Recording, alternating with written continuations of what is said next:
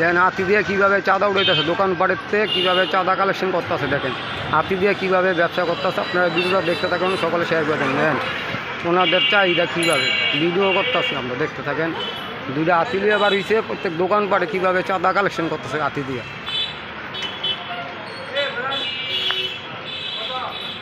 এই যে দেখেন দোকানপাটে কীভাবে চাঁদা কালেকশন করে। দেখেন দোকানে দেখেন দেখেন কীভাবে রোড ঘাট কীভাবে ব্লক কইরা দেখেন চাঁদা উড়াইতেছে দুইটা হাতি দিয়া। দেখছেন কীভাবে